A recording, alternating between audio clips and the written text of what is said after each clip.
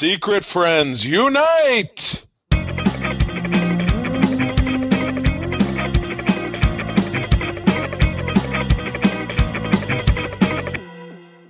Welcome to the Secret Friends Unite podcast, episode 502.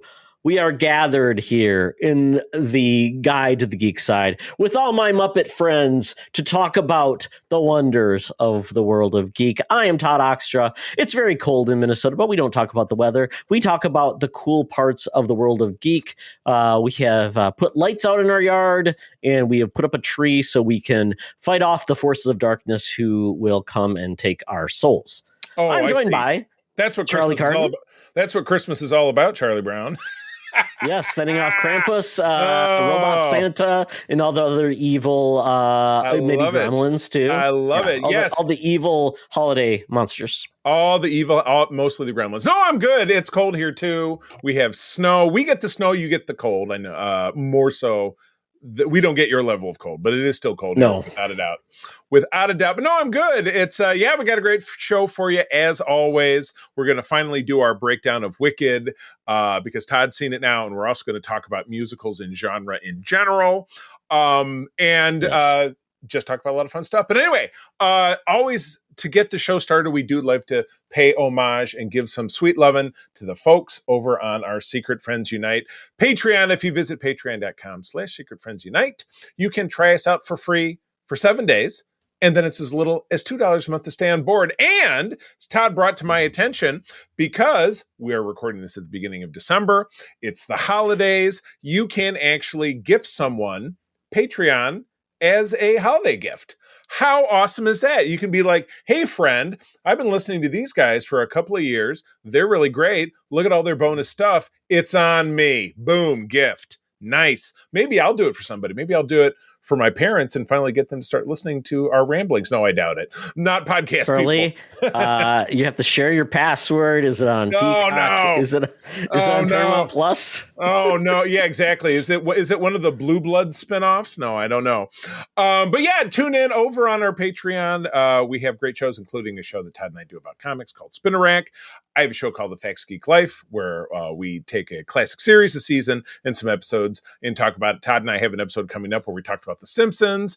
And I just did an absolutely spectacular interview with Adam Nimoy, who is the son of the late Leonard Nimoy, Mr. Spock himself. He talked to Peter, who is my Code 47 co-host, at length about his relationship with his dad and his journey through 12-stepping recovery. So it was a really great chat, and it's a great listen, and it is only available currently on our Patreon. So tune in like these fine folks at our besties level. My buddy Derek, the figure dude, Francie, my wife's hairdresser, Xbox Expansion Pass, our friend Luke Lore, and my Uncle Tim, who's just a hell of a nice guy.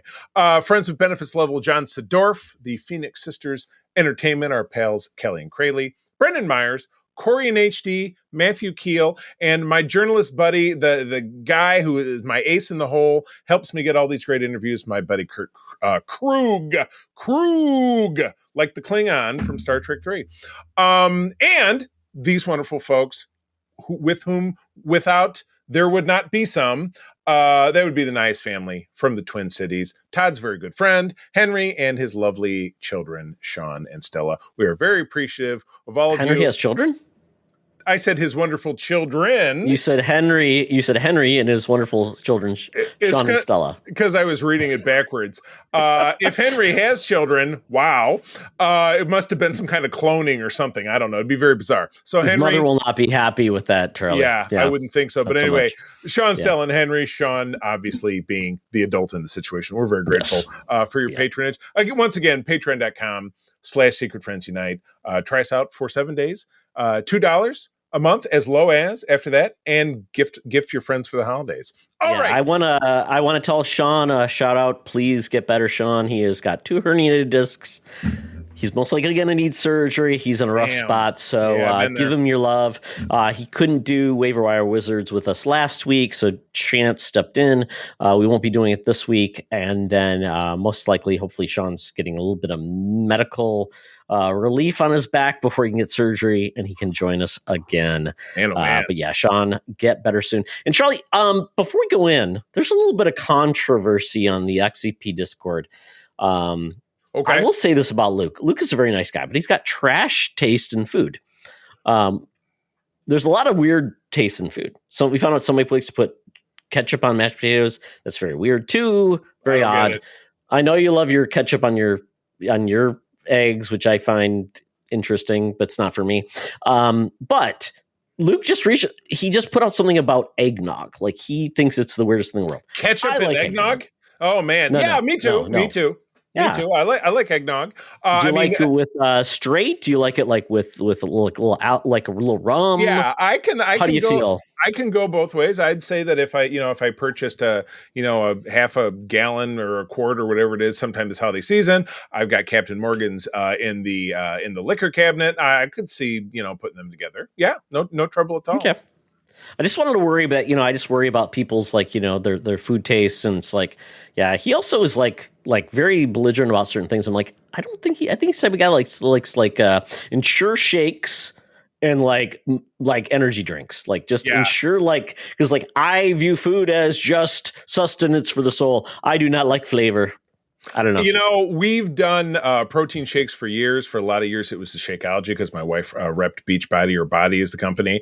And what was the other thing that you talked about? You said protein shakes. And what was the other thing? Ensure? No, the Monster other thing. Energy drink. Yeah, and I don't touch those at all. Zoa, the Rock's energy drink. Yeah, no, I drink my coffee black because we don't need to go into that because I'm a hard man. What can I say?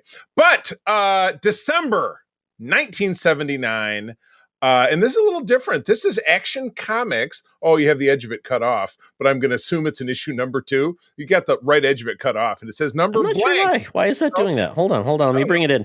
It does some weird thing. There's some weird. There's some weird editing within Google Docs. Sorry. There you go. Very that odd. is okay. So this is a little different, and you gave me a couple of paragraphs at the bottom here. Well, I'll take care of that at the bottom, but you take us through the cover. Action Comics is the original Superman title, 1939. Action Comics number 1. I think I got that. Yeah, was Superman's introduction to the world, the famous cover of him hoisting at the back of a car. So this is obviously issue. Is this issue 502? I'm looking. I don't see a number. It is 502. It is 502, okay. Charlie. Okay, yes. Very good.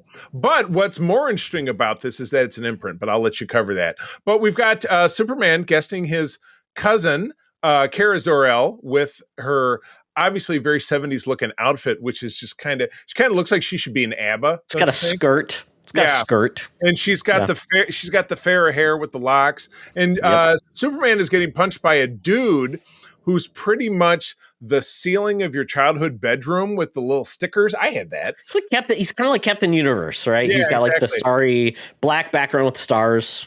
And they look like they're on a film set. He is walloping Superman. Like he gets him with the left cross, just blammo zammo. Yep. And Kara says, great moons of Krypton, the galactic golem is killing Superman. Now I see why he left me here in the fortress to save my life. So she's watching it on a big TV. Now I get it. So Great job, Supergirl. Yeah, exactly. Superman. And I always love when you see the barcode at the lower left and part of it is crossed off. Yep. I Not never for resale. I never really got that. I had several comics Not for resale, Charlie. Back in the day myself. So, all right. So this is Gold Key, which they produced. To me, they're the most famous for doing the Star Trek comics. In the 60s. So this is an interesting journey. So Whitman did an imprint where they distributed comics. They also did it for Marvel too, which was very interesting in the 70s. So Gold Key started off. It was an imprint of Western publishing. So you were known for like Turok, the dinosaur hunter. He did a bunch of things like Solar the Man, but he also did Gold Key did like Star Trek comics, which had pictures of the Star Trek show. Yeah. And they did a bunch of other things like History Illustrated, I think was another thing they did. Oh yeah. They did a bunch of weird things, but yeah. So basically they were around from 62 to 84. And they decided that they were going to work with Marvel and DC to basically distribute like value bundles of their comics. And if you remember it, basically, but they did it under the Whitman logo, which I don't understand why. Okay. Didn't do it on a Gold Key. And then basically Marvel did it. Marvel did it as well with its Diamond. as well, under that logo. And then former DC Comics executive Paul Levitz stated the Western program was enormous. Even well into the 70s, they were taking very large number of DC titles, 50,000 copies off their hands and rebundling them, distributing them into different formats, maybe like going to your Kmart rather than your drugstore or things like that, your news outlet. That's where, I mean, you and I both, my first comic was Marvel's Star Wars 65 from the Notre Dame Pharmacy in the Village in Grosse Pointe, where I grew up. I had Revco, Revco Pharmacy, which is no longer exists. I don't think it's no longer in existence. But they were actually on the shelf in the spinner rack. But the funny part about this is, it says in 1979, Western ceased to be an independent company when Mattel purchased the company. The new management stopped selling returnable comics at newsstands, preferring the non-returnable bag comics sold at toy stores. You know, I told you I've been to Mattel. Did I tell you my Mattel story when we were in LA? In Cincinnati, year? Right? No. It's in LA. It was in the parking lot of the hotel that we stayed at, which was very close to LAX because we were flying out the next day. And they have a toy store in the bottom, and it was. I'm thinking of Kenner. Kenner was in Cincinnati. Yes. Yeah. The nice ladies who worked in the Mattel store said the worst collectibles people are the Hot Wheels people because they get into fistfights in the store. Over, I want this one. You can't. I just don't understand that. I don't get it. I don't understand that. Charlie. We did a toy show yesterday, and I'm selling some Hot Wheels for my buddy John Blizzard, and they were very picky, man. If that card's not right or it's not a this or that, I don't know, man. But that was Whitman. Yeah, that's a cool little exploration. So we probably stumbled across those in the past. And speaking of the past, Todd, did you know who was really the mastermind behind Whitman? It's not hard to figure out. I bet you can get there. That's right. Mastermind. It's our senior news correspondent, Madam Webb. She was 80 when this was going on and still a publishing magnate. But she's on softer times these days in quasi-retirement because she bird dogs news stories for us down at the corner of Hollywood and Vine with what we like to call the news with Madam Webb. Let's go for it. Now it's time for Madam Webb's Rumors and News. Take it away, boys. Thank you, Madam Webb. Madam Webb, oh my goodness. I was watching the Macy's Day Parade. It was very exciting. They talked about, and then I also watched a little bit of the Philadelphia Parade, which was interesting because it was like ABC was hyping that up because they only had the rights to the Philadelphia Parade. Apparently, Gimbals was the hotness in Philadelphia. They talked about that parade. And apparently you were the one responsible for the downfall of Gimbals, just like Whitman Comics. You essentially forgot to pay the bills because you took the payroll and you bet it all on the New York Mets, and it did not go well. You know, I heard she was actually the one who pushed the plunger on the dynamite that blew up the Hudson's building in Detroit. That's heartless.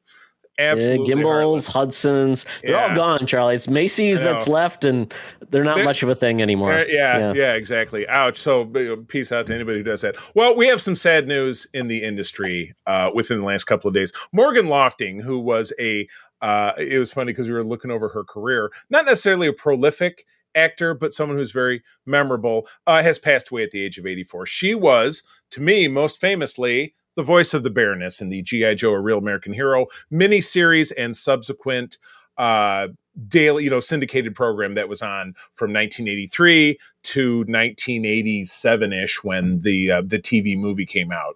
It was a direct-to-home video, did not release in the theaters. And we have your Transformers to thank for that. That movie She still has agents? Wait, this is her agents. She still has agents? What is she being agented for? Does it say library work? Yeah. Oh, it says agents. I don't know. Maybe it simply meant her people who represent her. So maybe it was her kid. I don't know. But anyway, what I was trying to say was G.I. Joe had a TV movie, didn't make it to big screens because of your Transformers. That movie did not do well. So thanks a lot. Anyway. Charlie, quite honestly, who actually showed that movie? I saw it on syndication, I think on a Saturday out of the blue. I had no clue it was happening. I think there was no publicity. It was like, it wasn't in theaters. That's what I just said. It didn't. Well, I know, but that's what I'm saying.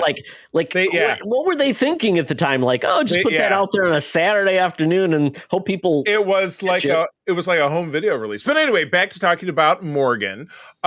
She passed away last week at her home in Burbank. One of the 10. Oh, there you go. One of the 10 founding actors of our agency. Celeb Works with an X. So there you go. She did. Born in Cincinnati, Ohio, back to Kenner. There you go.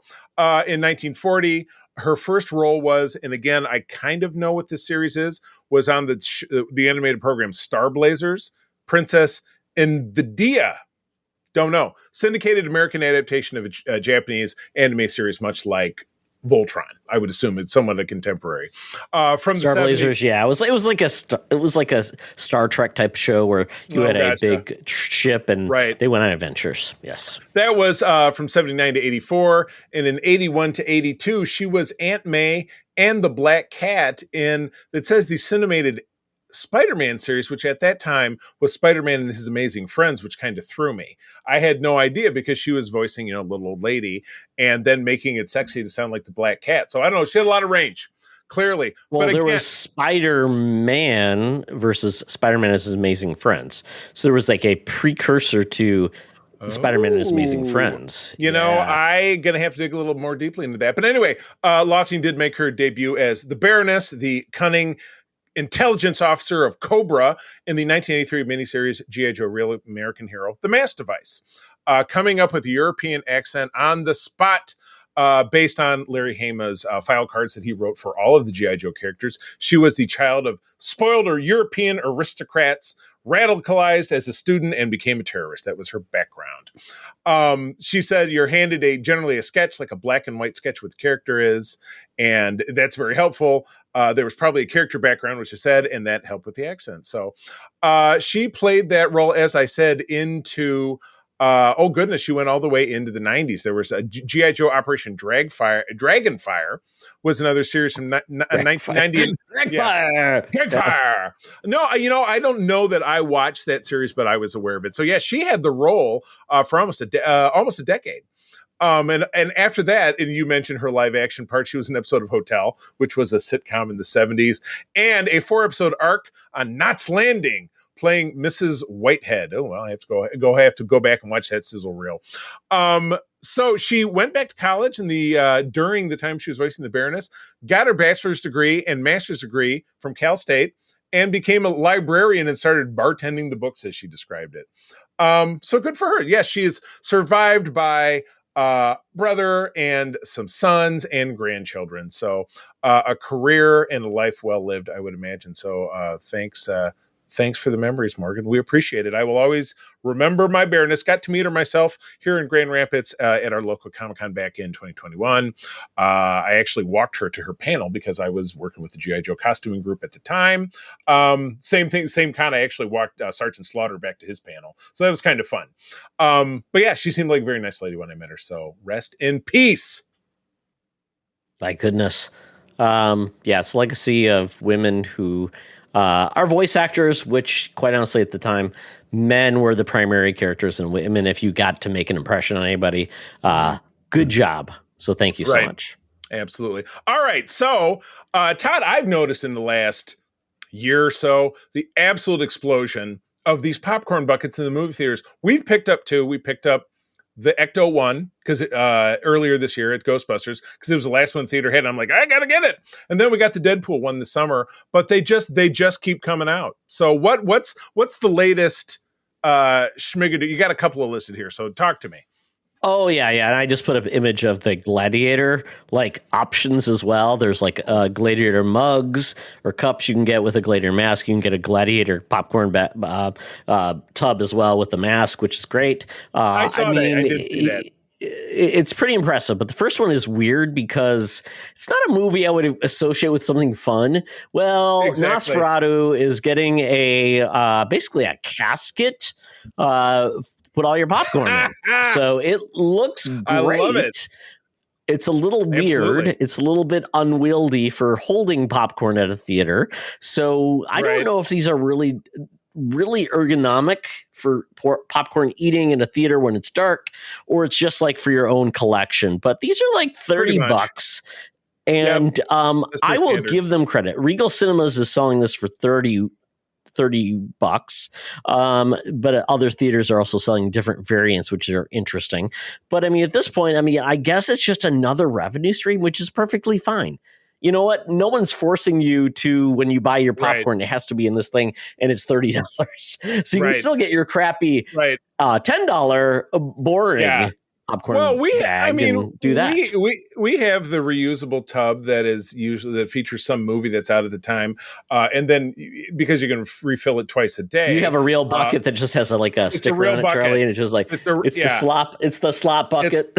And it's not a slop bucket. That's gross. But the current one we have is Wicked, and then we saved the previous one because you can fill it twice a day. So we fill it, but we don't even eat half each. We take the rest of it home, and it's a treat for the next couple of days. So, because it's theater popcorn, which you can have at home. So that's nice. But like I said, I bought the buckets. I kind of jumped on the bandwagon earlier this year, but yeah, I don't need more. I don't need everyone that comes along. It's a little ridiculous. But yeah, if you're a huge fan of, Gladiator or Deadpool, then you should, like I was, you should get one. But you're not going to really eat popcorn out of it. If you do, good luck cleaning it. It's totally gross.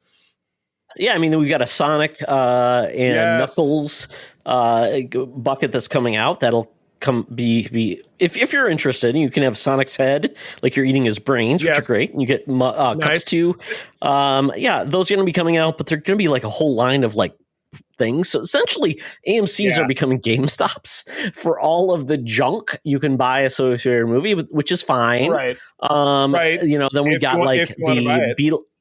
Yep, Beetlejuice had one. We had obviously the Dune 2 infamous one. Yeah. We had the Minions had one. We had Deadpool, which had Wolverine's face. And then apparently Wicked had one. I haven't seen the Wicked one. Oh, yeah. The Deadpool one that we had was the cab, and he's sitting on top, and it opens up. Sure. And so, they had a variety. Did not see the Wicked one. I know that I love this. Similar to what we see here for Sonic, there was one for Venom. The theater still has a ton of them. Was not a big seller. I know, because the movie wasn't successful, so believe it or not. Yeah, so are you looking up the Wicked one? What does that look like? I'm just seeing if there's a popcorn bucket, for Wicked. Oh, okay. If not, I don't. Like I said, we have the bucket, which is the refillable one. So but it's just a bucket with. It looks like just a bucket. Okay. And then there is a drink that you can get with Alphaba as well on it. So you know what? I'm sorry, guys, you're not getting like a weird I don't know, witch's hat with popcorn. That seems like it would have to be a hard plastic too, so you couldn't really. It'd have to be upside down, or you have to you have to click it over and you open it up. And I feel like the amount of popcorn you're getting is limited in these things anyway. So it seems like it's not a great popcorn deal. I never filled it up anyway, so that's good. And again, like any trend, if it's actually successful, it will continue. If it's a huge failure, it will not. So if you're into it, I think people like it, right?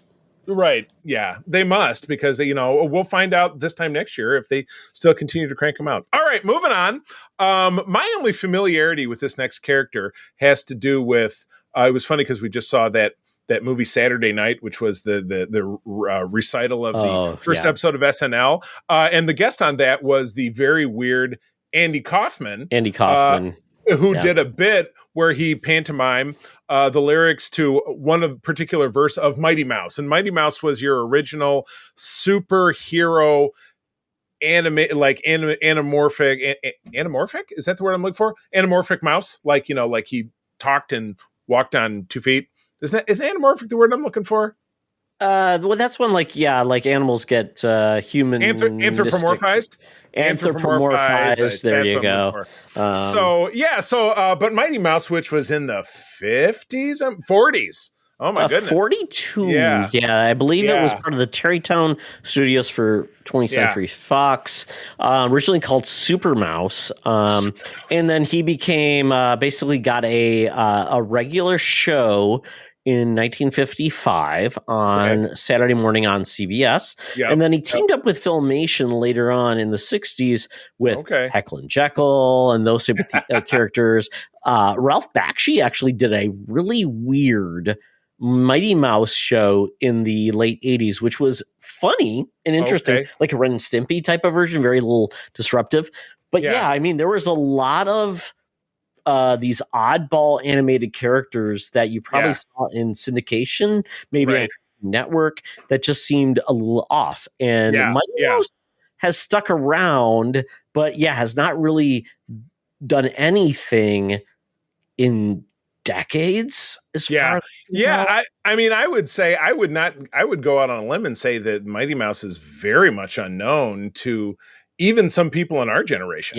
And so if it's unknown to our generation, it's not going to be known to our kids because we didn't share I only it with saw them. it because it was on weird reruns on when I was a kid, because it's I'll watch anything.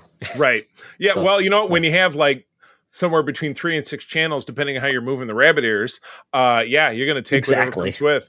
So anyway, this is making a comeback, I assume, in some fashion. What do we got here? Yes. And they said every single superhero IP out there is being brought back. You know, they say that, but they'll end up finding something more obscure that isn't. So what's what do we got here? We have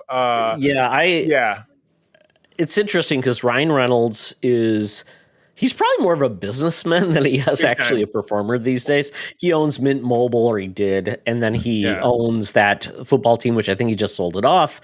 And he's got all his movies, Deadpool. He's become very much about getting his production companies up and running with different properties.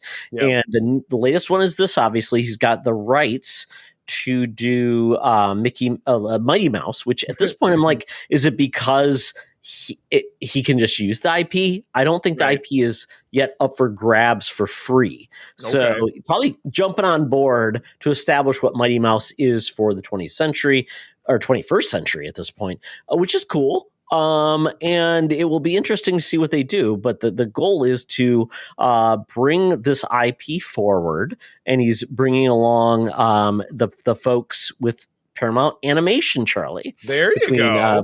Behind Transformers 1 and Mutant Mayhem. And that's kind of cool.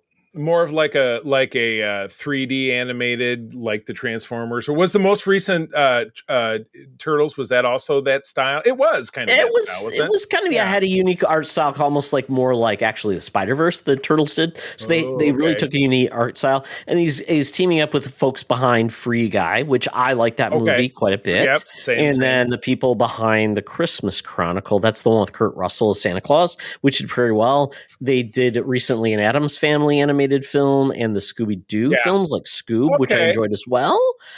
So I mean, this could be a hell of a fun time, but it really depends how it's executed. Is this going to be like DuckTales, where it's a little bit self-deprecating and fun? That movie, or no, sorry, Chippendale's Rescue Ranger. You saw that one, did you, or no? That was one I missed. No, was that? Oh, that's amazing. Is that what that was like?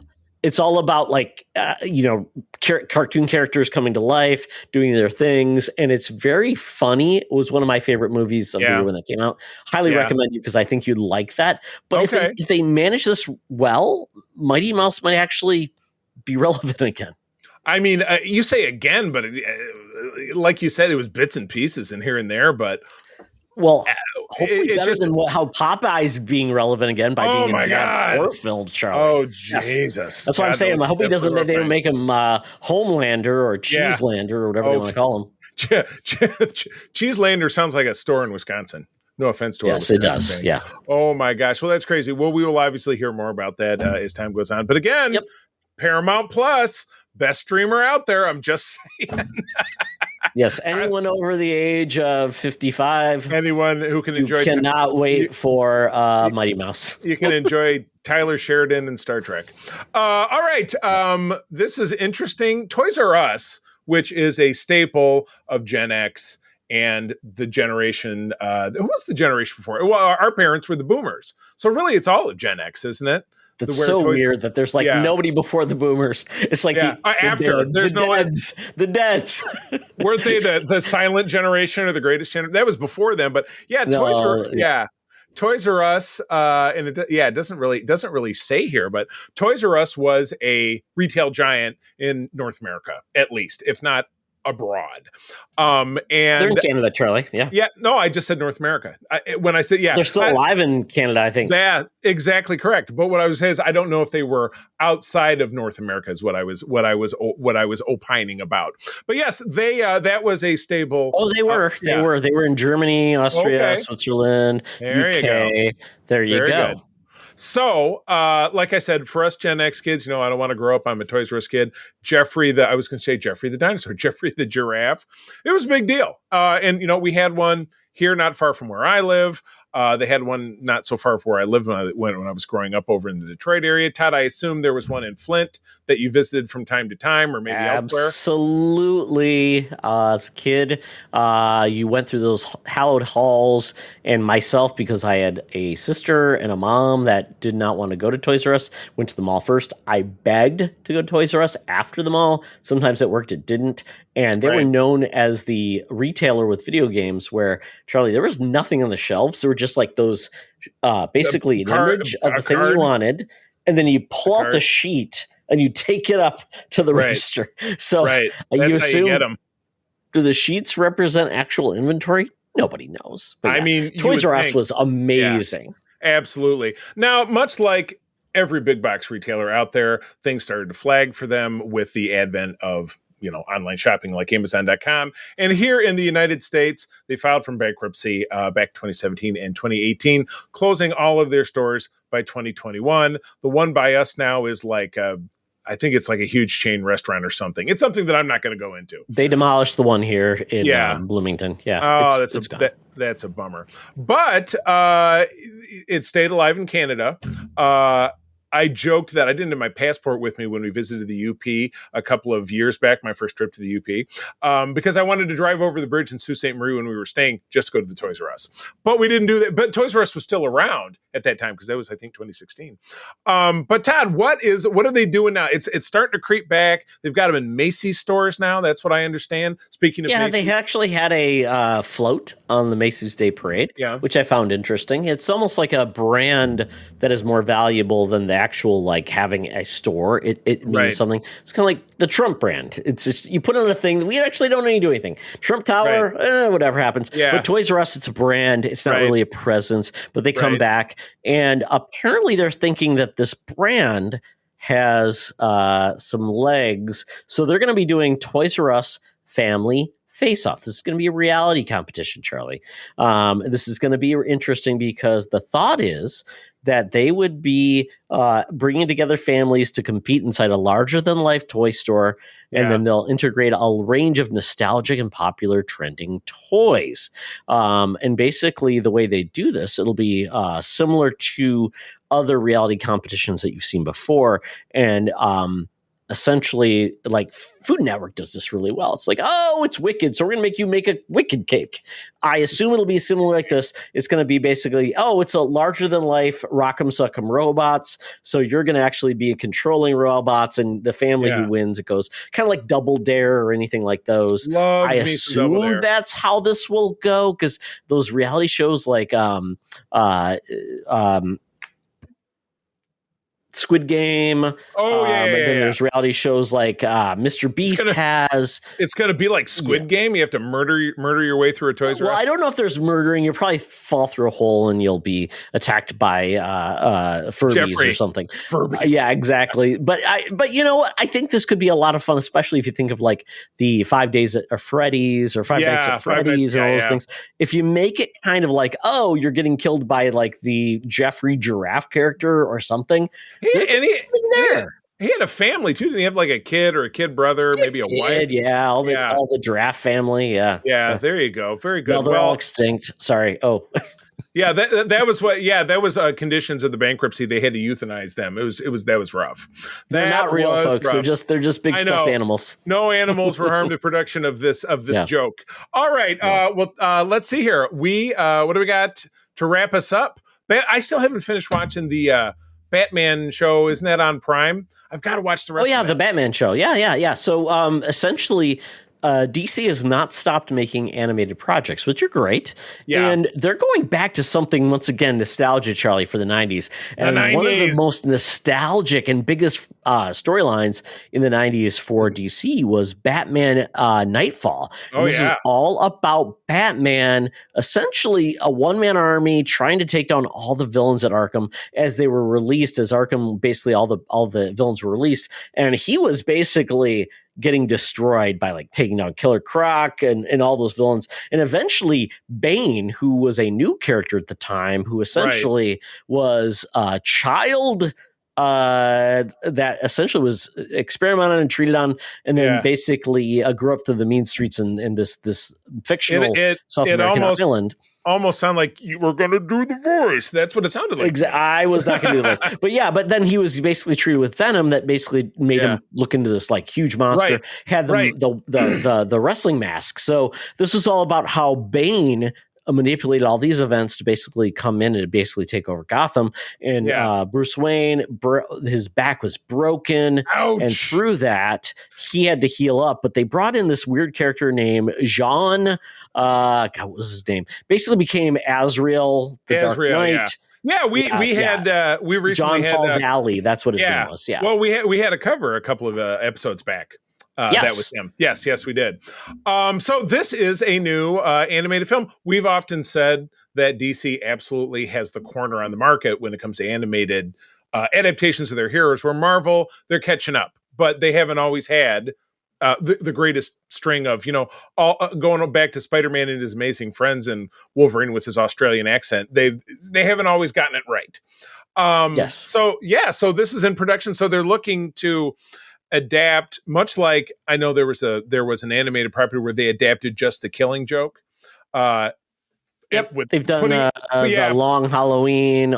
They've done other ones too. Yeah, Hush. Yeah, or maybe Hush was discussed anyway. Unfortunately, that Killing Game one, they did sneak in a subplot. Killing Joke. Yeah, Killing Joke. They sneaked in a subplot where Batman and Barbara it veered from the actual like property. Yeah, exactly correct. But anyway, it sounds like this could be potentially a straight adaptation of that story, which I assume probably went on for a year or so, because they had naturally they had Azrael come in. He was good, then it got bad, then Bruce Wayne had to come back and take him down. Exactly what you would expect. Yeah, it was an interesting. Yeah, they created this like the Knights of whatever, which then led to someone taking over, which was Jean Paul, which was then he basically over time he basically took on the mythos of Batman. I'm not sure, I can't remember why like Dick Grayson or some of the other Robins didn't take over, but at this point, you just saw over time though, Jean Paul Valley took the Batman costume and then put on like gauntlets, and then he became then put on this whole armor and then brought in a sword. It became very weird. And then you found out, this is actually the order or whatever. I can't remember what it was. Basically just coming in to basically take over Batman as a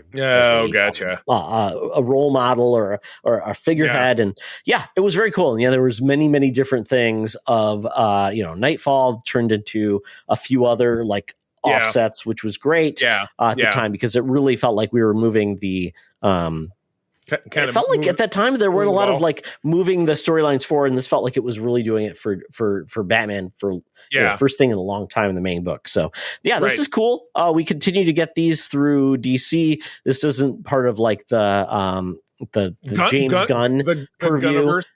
These are just telling these old classic stories, which are great. I wish Marvel did more of this, where they basically adapted old storylines, where it's like it doesn't matter what's happening in the MCU, but these are great stories, like Kraven's Last Hunt. Do something with that in an animated fashion. Yeah, it's like they just don't want to mess with it. They're afraid to lose people because the MCU is so big, and they realize that their popularity is hinged on those films, and if they veer from it, how will people feel?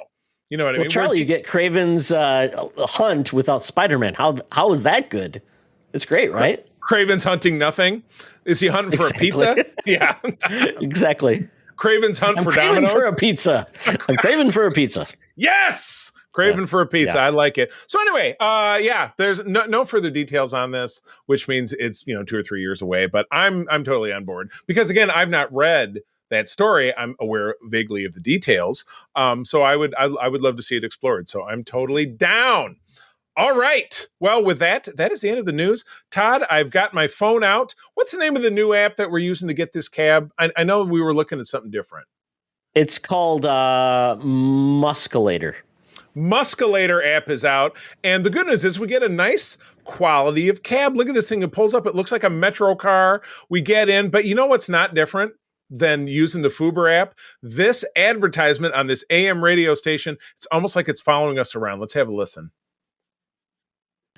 Hey, Secret Friends Unite, let me tell you about Zencastr. We use them for our show, and now they're supporting us. Zencastr is now the all-in-one solution making podcasting easy. It's the ultimate web-based podcasting solution. Provides high-quality audio and video podcast production and hosting. With a full suite of professional tools, podcasters can seamlessly record, produce, and publish studio-quality content, all from one dashboard. Being a creator has never been easier. And we chose Zencastr because of the ease of use, high quality output, and it makes it super easy for our guests to come on. We had multiple solutions we tried before, and Zencastr has just been the best fit for us. Why Zencastr? It's now super easy to record a podcast with Zencastr. Log in using your browser and start recording a high-quality podcast right away. Record studio-quality sounds and up to 4K video with your guests. Feel a sense of zen knowing Zencastr's multi-layered backups ensure you always have your recordings in the highest quality, even if the connection is unstable. Have you ever worried what you sound like? Zencastr's post-production process makes you sound buttery smooth. It automatically removes those ums and ahs in your recording. It removes those awkward pauses in conversation too.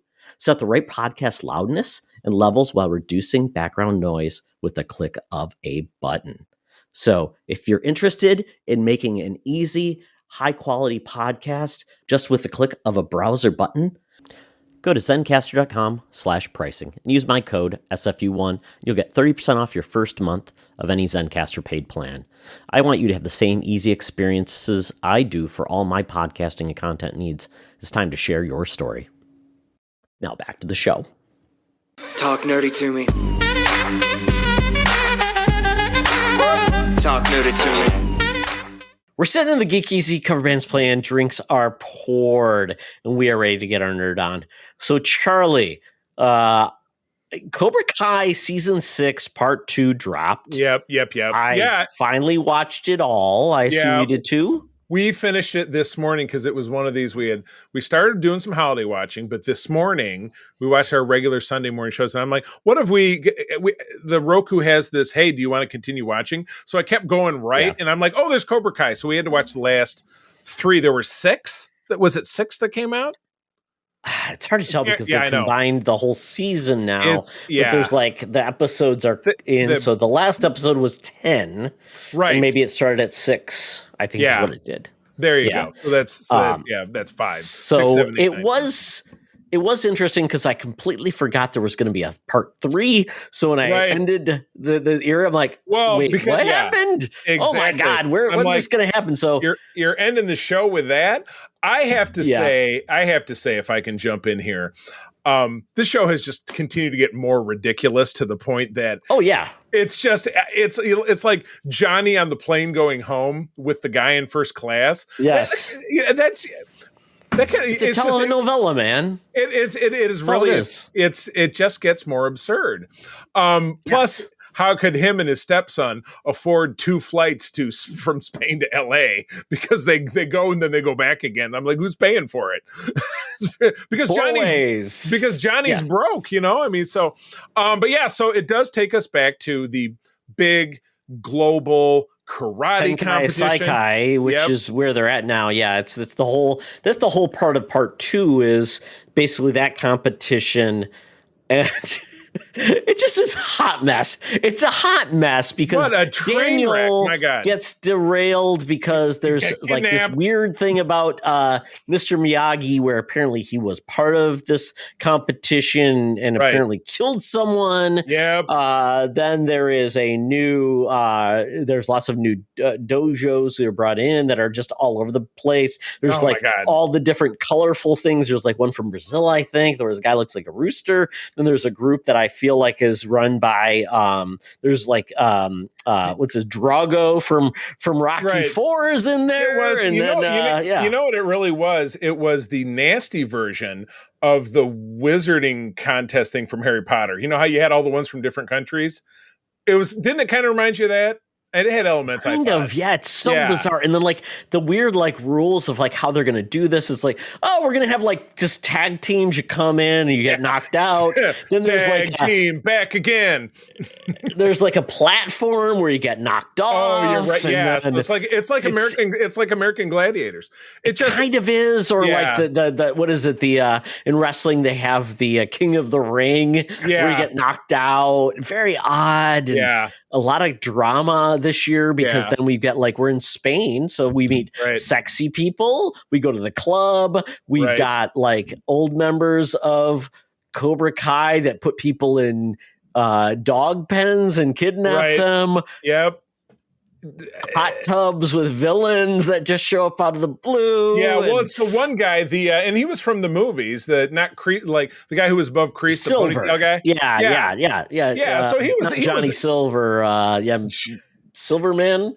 Yeah, Silverman. You see, that's how memorable these. That's how memorable these C and Z tier. Well, he was from Karate Kid 3, right? He was from Karate Kid 3, Not the one with Hilary Swank. I need her to show up. Where's Hilary Swank in all this? She's not showing up, Charlie. She has too much pride. Yeah, too much I know. Pride for this series. I know. This is it. Just where this show has had an odyssey because, like you said, it started on YouTube Red, which was their subservice, which didn't take off. Yes. Netflix grabbed it. It became kind of fun, and they're about half a season or a whole season past being watchable. It's just not good. Oh, dude. I love it. I can't stop watching it. When something shows up, like, of course it does. I love this. This is like why. This is why people like reality shows, Charlie, because it's like the guilty pleasure of this. It's like, I'm all in regardless of how ridiculous this is. And that's where I'm at. Of course it happened. Of course, like they went back and forth. The baby's okay. They come back. And then they have like the whole, we got to get this kid to Spain because, he's going to win this for us, even though he probably hasn't practiced, he's karate in like how did he gain 50 pounds? Yeah. And of course, the episode does end on a cliffhanger because about halfway through the last installment, one of the toughs knocks out the ref, and the whole thing turns. It totally goes. It goes into a blitz. It goes. What's that song? And a man in the battle back. royal. It turns into ballroom blitz. Ballroom blitz.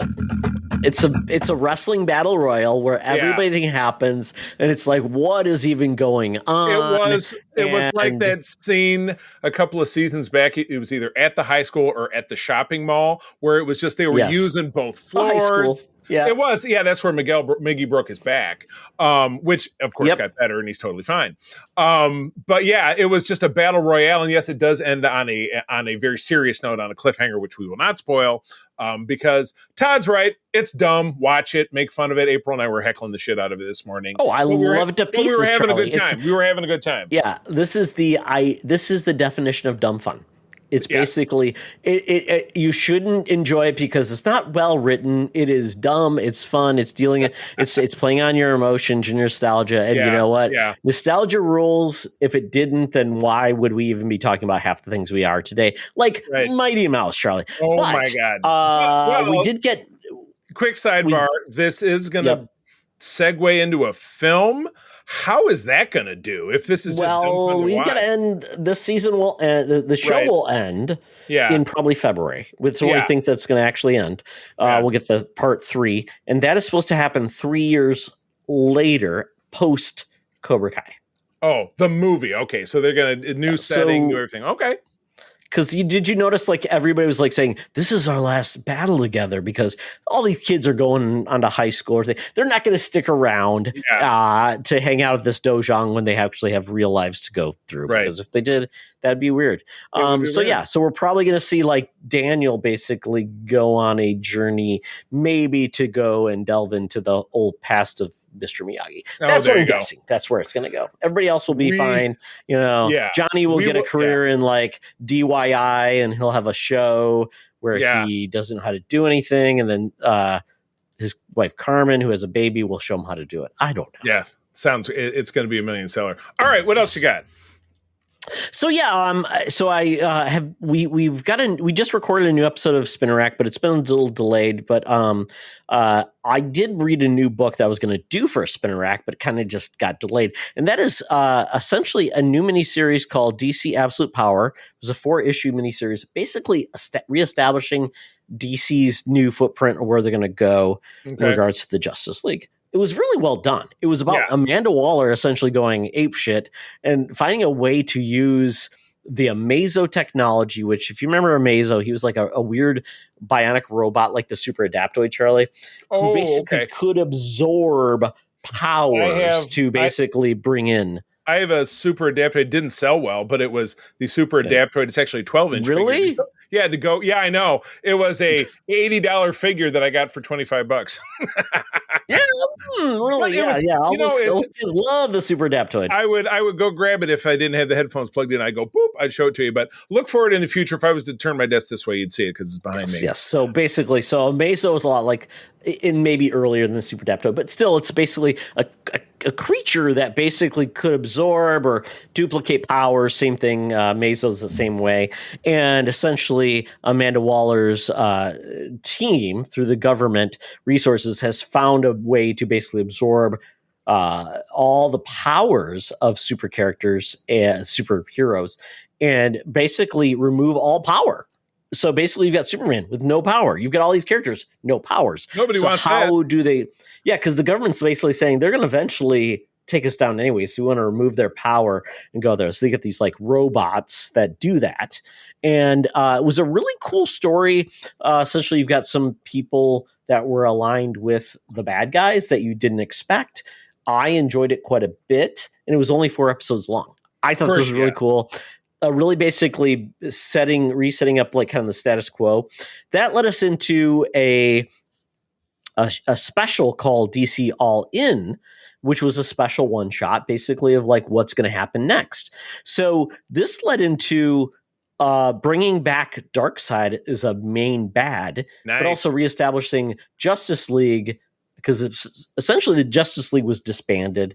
Now it's brought back, and it's basically bringing everybody in. So it's not going to be just 7 people. It's going to be everybody can be part of the Justice League, like unlimited. Yeah, that's like what they did. Well, it didn't really work out that way, but like when Mark Waid and George Perez launched the Avengers in 1998 after the Onslaught, the Heroes Reborn Return thing, where you just had this big outpouring. It was like 100 Avengers sitting in a amphitheater talking about who's going to join the team.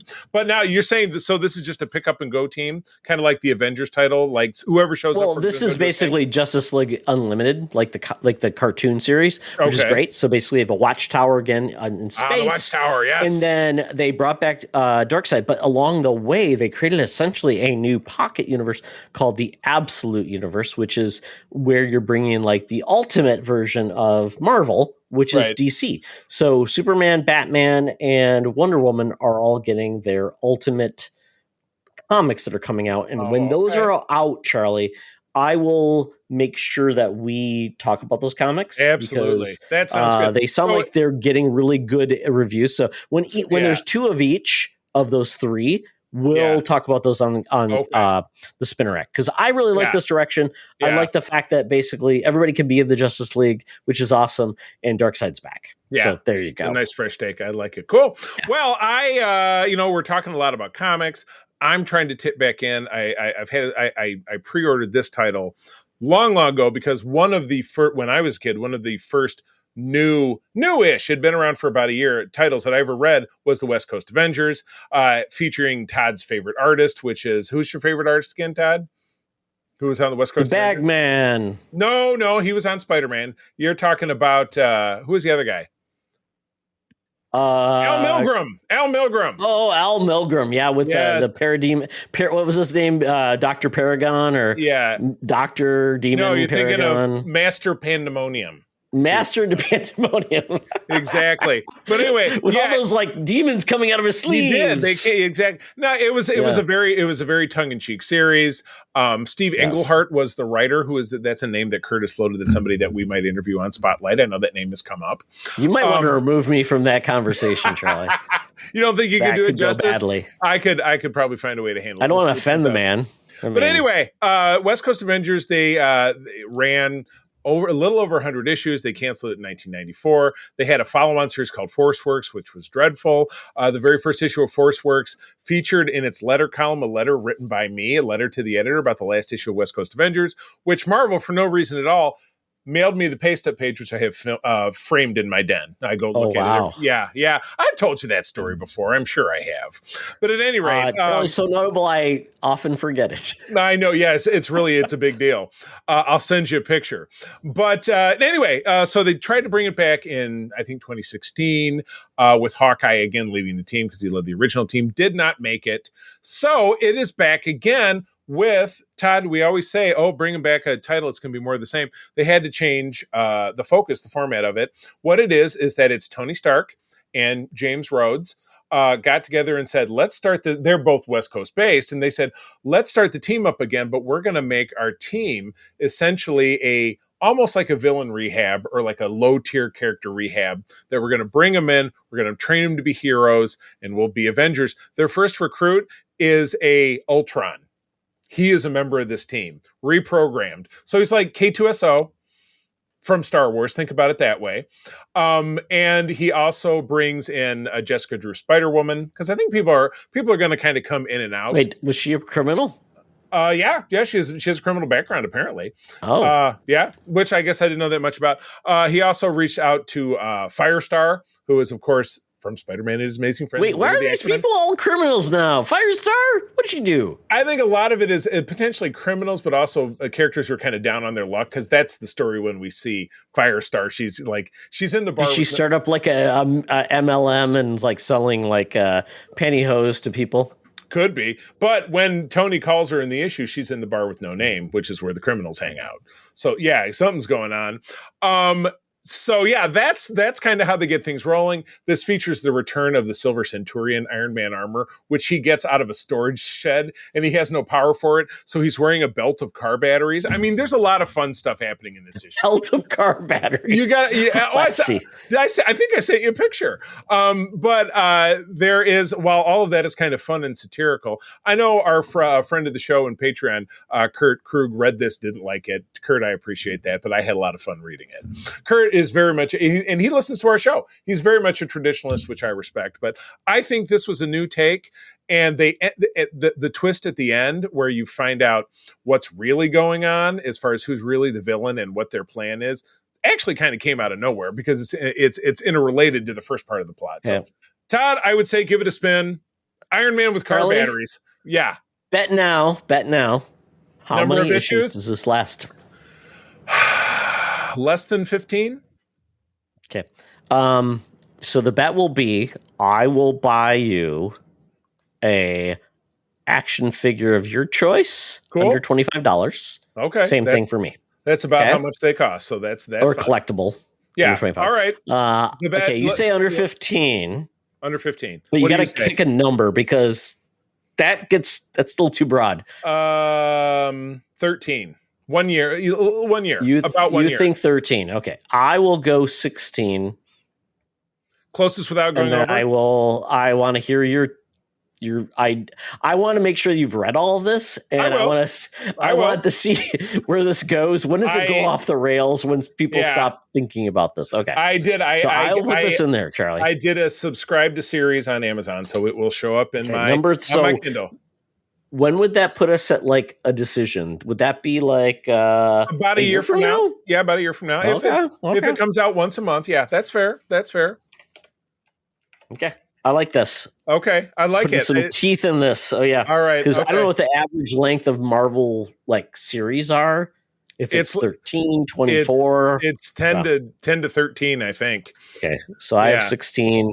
Yeah. And then we'll figure who wins. Okay. Well, here you should highlight that in red. Here, I'll take care of it. All right. We'll highlight that in red. There we go. If anybody else wants on that action, yeah, we're not going to buy you anything, but you can buy us something. That'd be great. I'd love to hear from anybody on our socials, on our Discord, toss a number out there. But yeah, I know that it's not going to make it. They never do. All right. Well, moving on. You can get that at your local comic shop, obviously, or on Kindle, which is how I read it. And will show up eventually on Marvel Unlimited. So I was doing the skim through my stuff on Paramount Plus. Like, you come across something, you're like, I should save this because I should watch it someday. Probably a year ago, there's a documentary made about the controversial European duo, Milli Vanilli, which was very, very big when Todd and I were in junior high, getting into high school. It was two gentlemen of African descent. One was German, one was French, who came along, and they teamed up with a European producer called Frank Farian, whose claim to fame was a group called Boney M, which I'm like, I've never heard of Boney M, but they did that. They did a version of Sunny, a woman singing Sunny, my life was filled with rain from the 70s, disco. Did they ever sing anything? I don't know. Or were they all lip syncing all the time? Yes. Well, Todd is kind of cut to the quick because Milli Vanilli won Best New Artist in, I believe it was 1989 or 1990. And it was immediately revealed that neither of those guys sang on their record. It was a controversy that shook the industry to its core. Milli Vanilli gave back their Grammys. They tried to make it on their own by singing. The one guy was a Robin Fabrice or Fab. Yeah, Fabrice. Yeah. So not Fabrice. Yeah, Fabrice. Robin Fabrice. Well, you spray in the bathroom afterwards. That's a good career. If you can do it. So yeah, they tried to make a comeback. They couldn't do it. Ultimately, Rob took his own life. Unfortunately, he's no longer with us. Oh, I forgot. And Fab is still around. He got married, had a bunch of kids. But it was funny. So April and I were watching this last weekend, and we were like, entertainment is entertainment. Why were people so super pissed that these two guys were they were dancers? Why were people so mad? I don't know why it's the end of the world. Yeah, if they I think that they should hand the Grammy to the guy who sang the record. But I'm like, keep doing the same thing. But it was because how many people lip sync now? I guess it's not lip syncing to the point that they didn't make music in the first place. Lip sync a performance, actually, if you like, think of Jessica. What was it? What was the other Simpson? It was Ashley Simpson. Yeah, on SNL. Remember when she did the hoedown after when she actually tried to perform? I mean, maybe she actually sang the original thing because I assume she sang it, but she couldn't perform it live. But these dudes, as far as we know, never sang a lick, and they were just except lip syncers. When they came back out, and I think we heard them sing eventually, and it sounded horrible. It was not good. Rob was not a great singer. Fab or Febreze, as we called them, they just looked. It was okay. Right? I mean, they're very handsome guys, and they were dancers, and they had a look that really fit the '80s, and it really nailed it. But ultimately, Rob couldn't find a place in normal life and spiraled in drug addiction and things of that nature. It's tough stuff, but it's about an hour. It's on Paramount Plus, and I found it to be very interesting. But I'm like, that's a song that no one from our generation will ever not know. It's like Ice Ice Baby. You know what I mean? It's very, I don't know, man. I feel like kids get so many memes and things from the internet that I think everything is, somebody will find something and they won't understand where it comes from, but we will, because we had nothing to do. And so we worried about a pop band. That is exactly. People were so concerned when, there's cyberbullying run rampant and stuff. And it's just, hey, totally Charlie, ridiculous. We cared about Al Capone's vaults. Oh, right. And we saw how that worked out. Ooh, live TV. That's, and his career never recovered. Nope. Finally wrapping up, we just grabbed this on Hulu last night, which means it's also on Disney Plus. Ben Stiller's first starring role in 7 years. Because I had looked it up on IMDb. He did a holiday film for Hulu where he is a rich real estate guy who lives in Chicago, who has to drive out. He has to drive out to the middle of nowhere, Ohio, which he claims is a 3-hour trip. I did the math. You cannot get across from Chicago. You can't get across the state of Indiana in 3 hours. Not northern Indiana. from Chicago. He said, it took me 2 hours to get out of Chicago and an hour to get here. I'm like, no, you'd be in Gary or at the very least Fort Wayne. But no, yeah. So anyway, my point is he had to drive to rural Indiana because his sister and her husband died in a car crash and left behind 4 kids. They're hippies. The kids are homeschooled and they're completely feral. And so that's this movie. Linda Cardellini also stars. And then you have 4 kids and they're running around trashing stuff. It's very much like Meet the Parents kind of humor, where they're humiliating him and he's taking it and he's going, oh, well, and he's just being very Ben Stiller. Very endearing at the end, but think about it like a Hallmark movie and you'll enjoy it. You know what I'm saying? So wait, it goes okay? Everything works out? Did you think everything was not going to work out? But anyway, yeah, he's challenged. Charlie, I was worried. I'm like, I don't want these kids to go to the homeless place where they end up becoming like meth factory addicts and things like that. I mean, and then Ben Stiller's like, sorry, I tried. Enjoy the meth factory. Sorry, it's rural Ohio. No offense to rural Ohio, but rural Ohio is like rural Michigan or rural Indiana. Lots of meth factories. Sorry, that's Midwest claim to fame. Well, isn't there like the worst Christmas pageant is in a movie right now too, where it's about the same thing, where like this family gets these horrible children to be in a Christmas pageant. Who's so showing it's that? Basically the same thing. Yeah. Oh my God. It does end. Stop having horrible children. That's the lesson to our fable here, Charlie. Yeah, these kids were really bad and out of control and destroying things, and you would think it was just Hey. But at the end, they're wonderful. Isn't that the lesson? Be good kids, or people will abandon you and you'll die. Your parents will die in a car crash, and then you will have to live in a field. Was there any like outstanding parts of it? Like, was there anything like this felt unique or different? Or you know what? There is the deceased mother owned a ballet studio, which she didn't pay the rent on, so it was what? Best. And the kids were one of the kids take ballet. One of the oldest kid took ballet, and at the end, he one of his friends who was a girl he had a crush on, they did a ballet at the end. That's all. I'm not going to spoil it for you. There's nobody from the ballet studio is like, oh my God, I love that woman. She was the greatest person. Yeah, I'm going to help these kids out. Nope. They're dead to me. not the way these kids were destroying stuff. I'll tell you. But anyway, it's over on Hulu. It is endearing. It'll touch your heart a little bit here and there. But it's kind of worth watching. So anyway, well, that Todd ends our time in the Geek Easy. Thank God. Spit in my drink yet again. We're not paying the tab. Don't know why we come back here. It must be the yacht rock band that plays. Remember that old chestnut? But anyway, I have got. We basically have a apparently an advertising deal, Charlie, and it's not working out either ways. But nobody wants to say it's over. Nobody wants to say it's over. But anyway, I've got on my Air Qantas app. It is time to get to the Land Down Under. Hologram Tina and the mutants await to listen to us talk about Wicked and genre musicals. Let's do it. Welcome to another edition of Thunderdome. Thank you, Tina.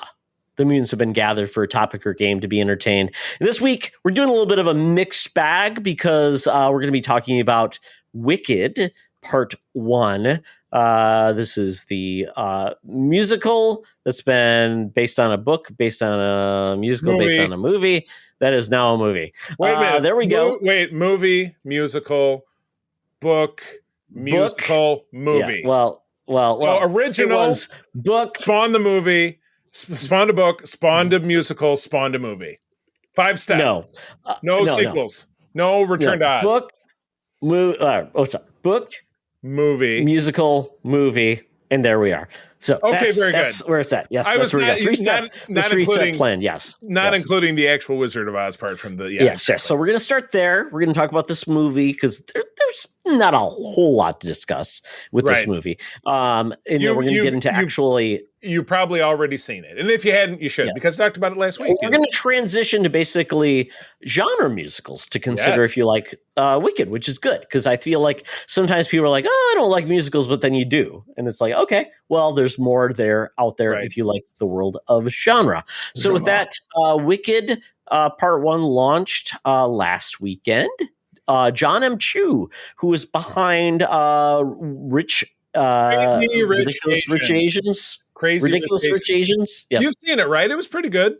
Snake Eyes. I saw part of it. My wife loves it to pieces, so yes. I'm aware of it and know it's very highly successful, so very good. And then this came out, this movie, November 3rd, 2024. Running time of 160 minutes and has made almost $360 million off Globally. a $150 million budget. So very good. And this is part one, because there is a book this is based on that is actually expanding beyond the regular musical. Right. So there's 2 parts. Your characters in this are Cynthia Erivo playing Elphaba, the witch.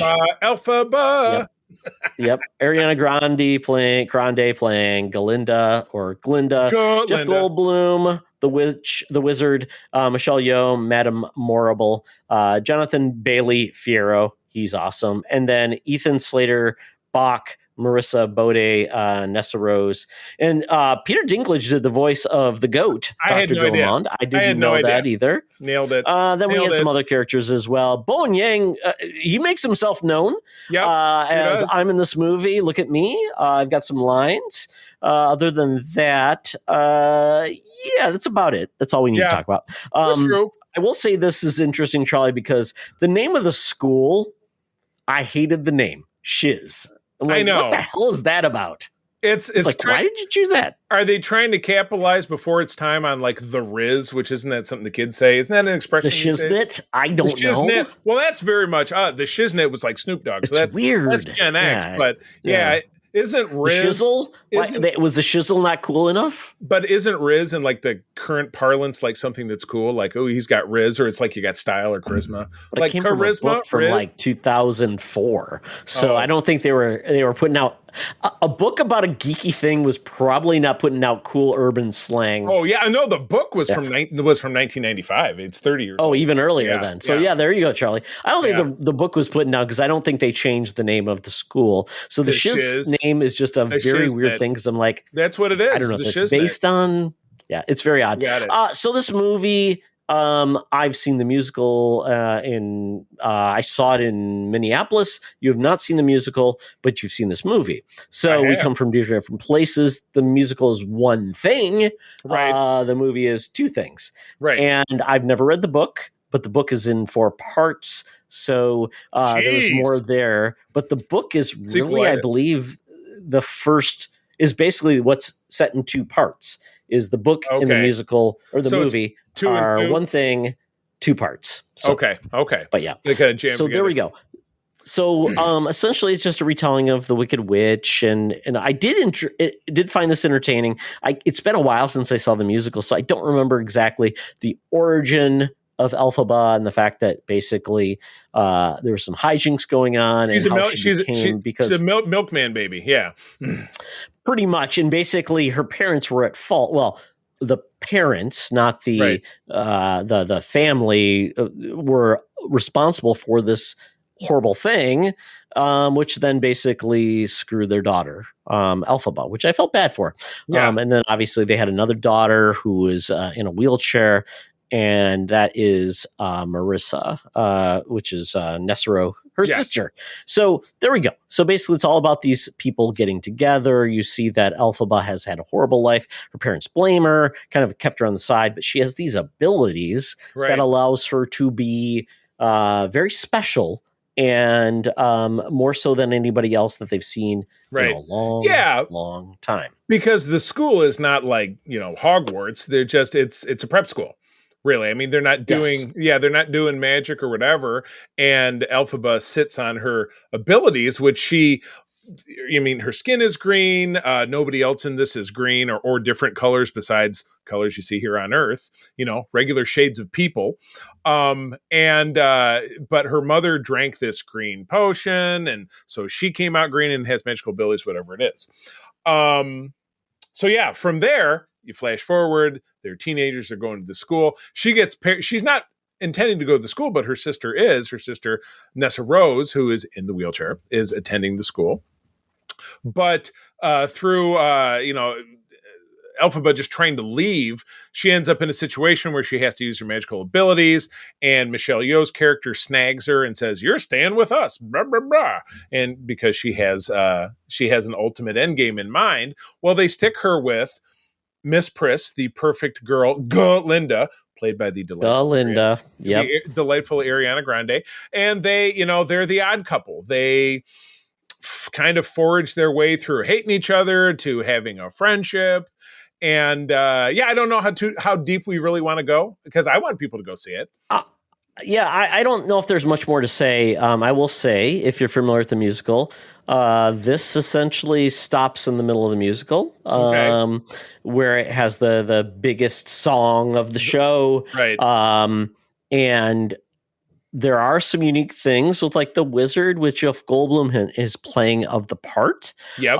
I do think it was a little bit, and I think the whole impetus of like why things are happening and what's happening with the animals, which is a big plot point. Yeah. It's a little vague at points. Which I don't know, Charlie, you're new to this. So it's like, I felt like that was underdeveloped. They did say the reason why certain things happened was they needed someone to blame. Okay. But it felt very, did it feel like a good reason, or did it felt like it is what it is and I'm moving on? Yeah, it did leave it like, it kind of felt like it was very 10,000 foot view, kind of, this is a bad thing. It's a bad thing to censure people. It's a bad thing to take people's rights away. Again, not necessarily commenting on things that are happening in the United States right now, but, looking at, was this a study in Animal Farm, that, the classic book, but reversed, where fascism was, a leader who promises big things who doesn't have the ability to deliver, yes. It does seem vague. Why do they, take away? Because they take away, Peter Dinklage, the goat. They take away his teaching position and they run him off into the forest, and they're, stripping them of their, I think doxing them so that they can't speak or something like that. Like there's something very malevolent going on. But you're right. Why? Yes. What's the why? It was kind of like, we need to blame somebody, but it was kind of like, okay, totally get it. So regardless of that, I think the movie was great. They did an awesome job of bringing in the songs, making it not feel like it was a blockbuster, but making it feel like it was a cool and broadening of what you could do on Broadway on the big screen. Totally. I appreciated that. And obviously we know about the two main characters and they're amazing. Yeah. But Fiyero, Jonathan Bailey, he was amazing. I thought he was a standout. He's from like Bridgerton, right? Am I remembering this correctly? Maybe. I don't know. So. I've never watched the show. Yeah.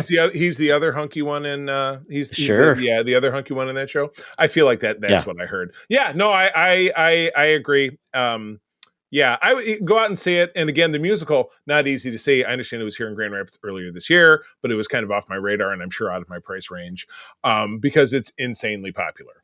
And not cheap. And the theater kids, I think, has the time come where they have like sing along performances? Because there was at AMC or somewhere, it was a picture snapped of a sign in a theater somewhere that made the rounds on social. Oh, I shared the sign from my theater. It said, "Please do not sing. Right. We want people to enjoy the film and let the actors sing. Right. And you can come back on Christmas. Right. And then sing if you like." I thought it was at like end of November, something, like give it 2 weeks. But we were lucky. We were in a very full theater. There was no singing, and we enjoyed it very much. And I would even go see it again if for some reason I found myself in a movie theater, or I'll probably just wait till it comes out. Now this is Universal, right? So this will end up on Peacock, I'm guessing. I believe so. Probably in 3 to 4 months. So by the time this movie comes out, it will get another fan viewing and people get into it. And then obviously a year later, part 2 will come out. And Absolutely. then, I do worry about part 2 being as crowd pleasing as part 1. Because the obviously based on the end of the film, and again, we're not really going to spoil, it ends on a very definitive split. And what's to follow is going to be a little bit more grim and gritty. So, I agree with you. Yeah, I think they're going to have to, without having seen the musical, I think they're going to have to work kind of hard to make it to have some of those touchstone fun moments that we enjoyed in this film. But I would like to believe that they can do it. Yeah, looking at the Act 2 songs, which is how the musical's set into, you go to you're basically your what's the gap in a movie? Intermission. Yeah, so basically at the Act 2, they're very much less charming, fun. It's a little bit more like brooding, darker. Mm-hmm.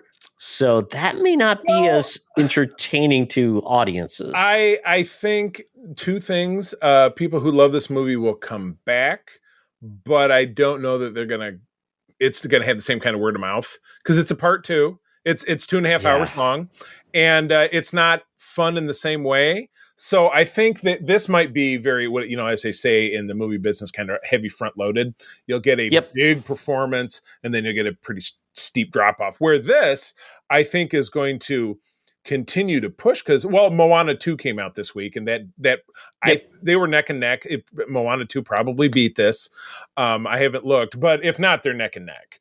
And I don't know that we have another big tent pole for the rest of the year. Am I misremembering? I know we have we've got the Mufasa film. We've got the Craven. I mean, he's gonna rock the box office. Charlie, we'll be talking about that in 2 episodes time. So I got my tickets. Yeah, it's just gonna be a heckle fest for April and me. Did you think it would sell out?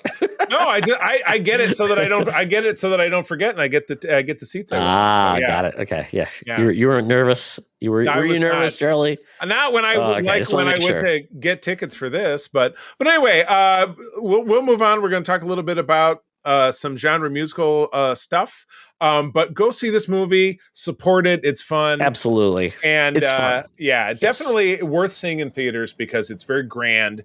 A lot of beautiful sweeping visuals. They did their homework. The performances are amazing.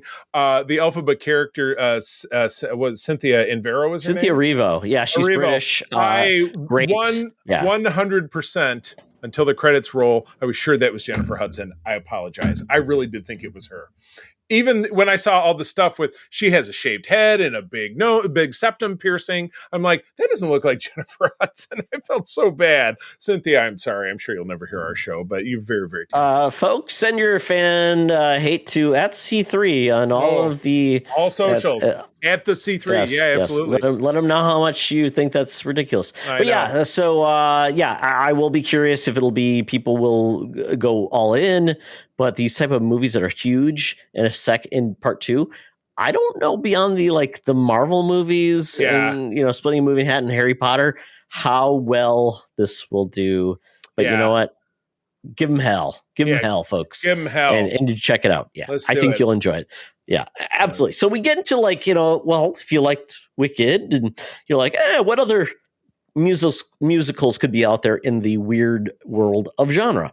So we've obviously got, some of the major things you could think of, but there's a lot of TV musicals, which is surprising. I didn't even put like The Simpsons and Futurama and things like that, where they just have musicals as part of their It's just part of DNA. It's not really a standout. Yeah, exactly. Yeah. So, I really wanted to touch on more untraditional things, or maybe things you aren't aware of in the world of musicals that are a little bit different and not. They're basically original takes versus something that's adapted. So, Charlie, with that, I have an article that I did put in that you could watch, which I think is funny because I found some very deep cuts, which I wasn't aware of. I didn't know there was a Grey's Anatomy musical. I didn't know there was a One Life to Live musical. If you're a Daria fan, there is a Daria musical episode. Or at least one part. Anything goes on long enough. It's funny, Daria. We've talked about that on Patreon as well. Passions, which was and then Passions. That's a weird one-off soap opera, which was weird with the little There's one for the Magicians, that show that you love so much. Oh, that was a great episode. Yeah, it was kind of like they were taking down the big bad, and they added like a David Bowie number. They had Lady Miserables, so it was great. It was a great episode. Yeah, a Community episode. They had who is there with God? Who is that? Is an SNL guy, not Taron Killian. Yeah, married to Agent Carter, or not Carter? Agent. Agent of something. What's his name? He was from SNL. Yeah, you're right. That was guys. Yeah. Yeah, exactly. Yeah, you had mentioned Batman Brave and the Bold, the music of the mayhem of the Music Meister. Yeah, so that one looks like a lot of fun. But there's a lot of odd ones out there, so if you want to check those out. Yeah. But the ones I wanted to highlight were I think are probably the best of the best. So with that, Charlie, Anna and the Apocalypse. We actually watched this 2 years ago, I believe. I know we did, but I'm kind of drawing a blank on what exactly happened. But yeah, I know. So this is a British Christmas movie where the zombie apocalypse breaks out, and it is a musical, and it's wonderful. I love it, and it's basically taking down zombies, these teens, and it's heartbreaking at times, but it is pretty great. And I think the way they handle it is amazing. So, and the Apocalypse, I don't know. I mean, you could probably look it up where you could find it. I will see if I can add in links to all of these things from Just Watch when I publish the podcast. But yeah, and the Apocalypse, that was a great find. A new, I would say, holiday classic if you want something a little bit with bite, but also a little bit of heart. A little bit of bite. All right. What else you got? Some of these Flash musical. Yeah, some of these I'm sure I have seen. That one I don't remember. Yeah, that was called Duet. It was between obviously Supergirl and Flash. Both of those characters were on Glee. So of course, they know how to sing. And the fact that they had a crossover episode that had a musical bent, which is pretty cool. I remember this one not being a great execution, but I still love that they actually tried. I do. Yes. We talk about Buffy the Vampire Slayer over on the Facts of Geek Life, but we haven't gotten to Once More with Feeling yet, but I'm sure we will. But this is a classic of the 90s as far as working a musical premise into a show like this. I don't remember anything about it except for it was silly and wonderful. That is what I remember. Yeah, so you had a demon, basically, who Dawn went to talk to basically see if she could make things right. She was struggling with all of the tumult, the drama in the house. And with that, basically, she made a deal, and then everybody started singing all their drama. It's a great episode, but I would say if you are not familiar with the series and all the things that were going on there, it will not have any impact to you because these songs that the cast are singing is dealing with the emotions they're going through because of all of the current things. So if you are into Buffy or interested in the series and want to check it out, I would say wait to watch this one until you're actually up to speed. Because if you're not, I don't think it will mean much to you. I actually bought a cool at cons now. They're doing this, Charlie. I'm sure you've seen this, where they take a musical. Basically all of the music in all of the charts and everything like that. And then they have basically a song with all the notes, but then they have a picture of the people on it. So this is something that I think is really cool. So if you like music tied to a property, you could even probably get one from Star Trek The Next Generation with their theme, even though it had lyrics. Well, you could make up lyrics, but it had the characters from it.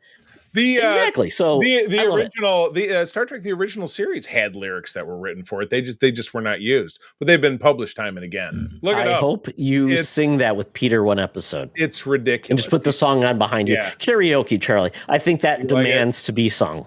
I don't know. I would love that. I don't know that I could get Peter to sing. It's entirely that would be an amazing Facebook short. So yeah, Buffy Once More with Feeling was kind of like a early 2000s. Yeah. Just kind of a pioneer episode. That brings us to Batman the Brave and the Bold. This is the Music Meister episode. This is one of my favorite Batman series. It's so silly, so fun with Daedric Bader playing the voice, and they brought on Neil Patrick Harris as his character, the Music Meister, and it was an all musical episode. It was amazing. So that is a great episode. I believe it's on Max. You can check it out there.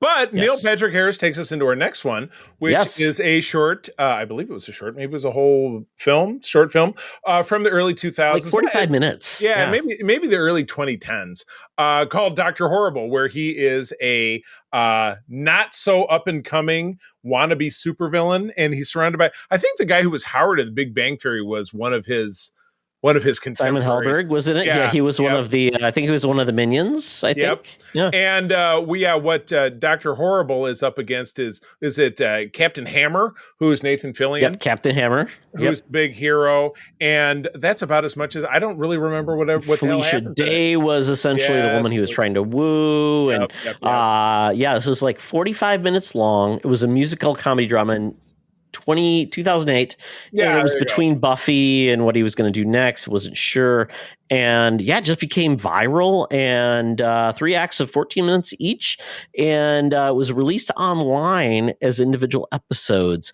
So I believe it was eventually released as a real release. You could buy it. I'm not sure where it's actually available now, though, but I think it's great. They made a comic book based on it. They did a bunch of other things. So, I thought this was a cool idea, and it was really brought to life really spectacularly. Yeah, absolutely.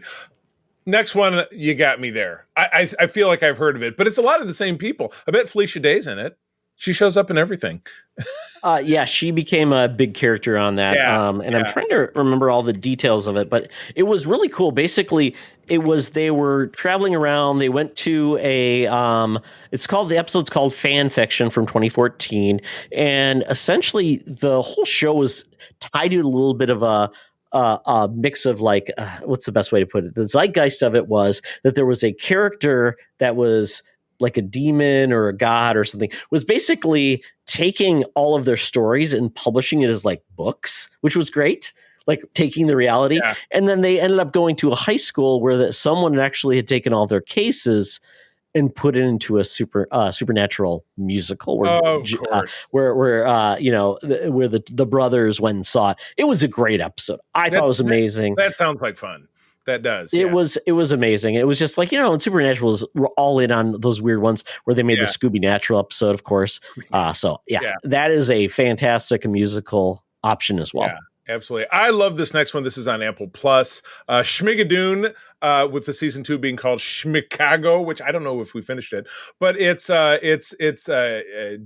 not Jordan Peele, but Keegan-Michael Key and Cecily Strong from SNL, who are a young couple who are not married, but they're at kind of this hinge point in their relationship where like, will we, won't we? And they go for I'm trying to remember the plot line. They go for a hike and they walk over a bridge, and all of a sudden they are living in a 1950s style musical, and they can't get out. Oklahoma, all of those early days of musicals from I'd say the 30s to the 60s.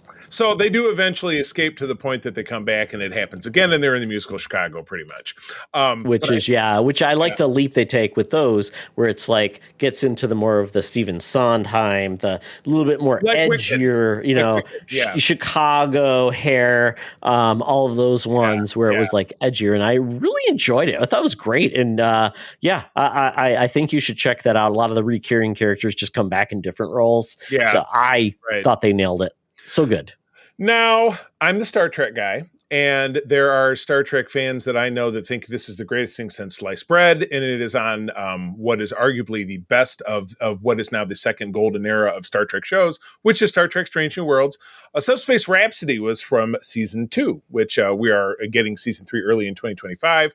The crew comes across an anomaly, because it's Star Trek, that they and a crew of Klingons, who are also nearby, can't control themselves singing.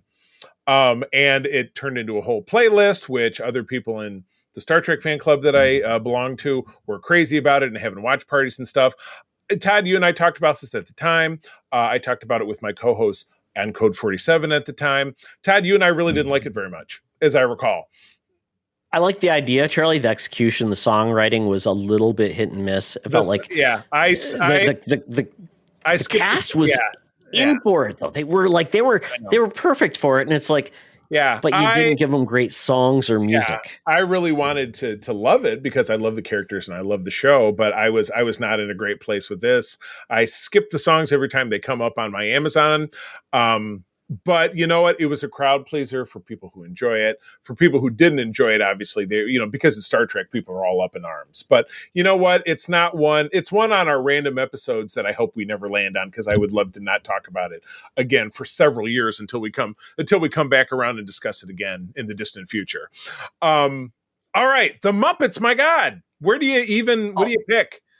Well, it's weird because I was looking at this website about the Muppets. So obviously the Muppet Show, so much music in the Muppet Show. But if you want to talk about like the actual like executions where they've been, so there's Muppet Treasure Island where they would let musicals there, because you think like, oh, Treasure Island happened in the early time. This is like chronological, so it's like, oh, the Muppets in Pirate Land. So, but then we had Muppets Christmas Carol, which people think is a modern classic. I've only seen it once, but I know it's well loved. I think we watched it a couple of years ago. It was Michael Caine. Tell me, Spirit. Yeah. Oh, Michael Caine, tell me, Spirit. Exactly. So it's well loved. Yeah. Then we have the Muppet movie, the Great Muppet Caper, Muppets Take Manhattan, Muppets from Space. Then we got the Muppets, that movie from like 2016 with Jason Segel, and then Muppets Most Wanted, which I really enjoyed too. And I just really think and then we actually had the most recent thing, which was the Muppets series on Disney Plus, which was all about the Electric Mayhem Band, which I love that. I actually bought the vinyl because I thought that's kind of cool. So it was on Target or something like that. That's cool. Yeah. So the Muppets are so musical, and they've made so many musical moments that you couldn't forget about the Muppets. Yeah. Absolutely not. So, okay, this next one, Todd, you're not a fan, or you didn't used to be, but people have ruined Rocky Horror Picture Show, Charlie, like they've ruined like the Monty Python films. That's the best way to put it. Thanks for burying the lead on me. I love this one. It gets a watch every Halloween season for us. We have gone to a simulcast where there is a performance in front of it. This is the definition of a cult classic film. Low budget. This was a musical in the early 1970s. One of the cast of it, Richard O'Brien, helped shape it as a film in 1975. Introduced the world to Tim Curry, Barry, Susan Sarandon, Barry Bostwick. It's lovely. It's silly. It's stupid. It's lovely. Meatloaf has a performance. I mean, what else do you want? But Todd is right. Much like with Wicked and the theater kids, excuse the parlance, who would sing along and ruin everybody's good time, there is a propensity for that to happen with this as well, unless you're down with that. But that's how the film became famous. Midnight performances, people dressing up, singing. Absolutely. Don't let my pessimism ruin it. I just felt like people are just wanting to be on stage, and I just want to see the thing. I just want to see the thing. Okay. Yeah. Repo Man had a musical? Really? Repo, the Genetic Opera, came out in 2008, and it had a lot of interesting actors and performers. Paul Sorvino, Anthony Head, Sarah Brightman, who's a great performer. But basically, it's an interesting, like, all geek performance. And basically, the premise is a worldwide epidemic encourages a biotech company to launch an organ financing program similar in nature to a standard car loan. The repossession clause is a killer, however. Right. Yeah, and this one, I want to see it, and it's from the producers of Saw, but it's like a full-on musical, and I'm like, that's kind of cool that exists, and it's got a high cult following. So I definitely will be putting on my list to watch, because Anthony Head, who's Giles on Buffy the Vampire Slayer, is a performer. He's done a Rocky Horror Picture Show. He's done other things, so he's got the cred to do a musical. So hey, there you go. Good stuff. All right, and last but not least, a 1-2 punch from the South Park guys, Trey Parker and Matt Stone, who have been entertaining us, our generation, and the generation subsequent for the last over 25 years.